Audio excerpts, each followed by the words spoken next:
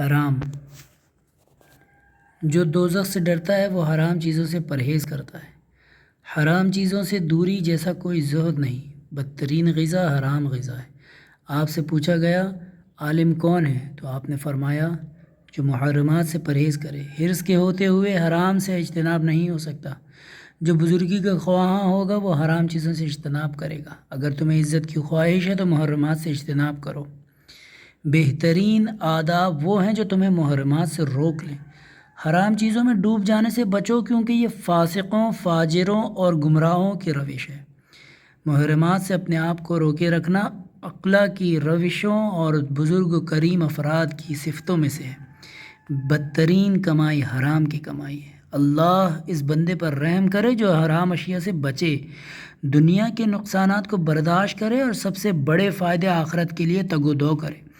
خدا کی حرام کردہ اشیاء سے چشم پوشی سب سے افضل عبادت ہے۔ اگر محرمات سے اجتناب اللہ نے واجب نہ بھی کیا ہوتا تب بھی عقلا اس سے پرہیز کرتے۔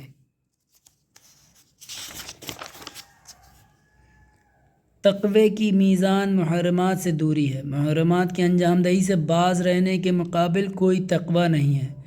حرام چیزوں سے باز رہنے کے مقابل کوئی زہد نہیں۔ جنت اس کو مل جائے گی جو محرمات سے بچتا ہے۔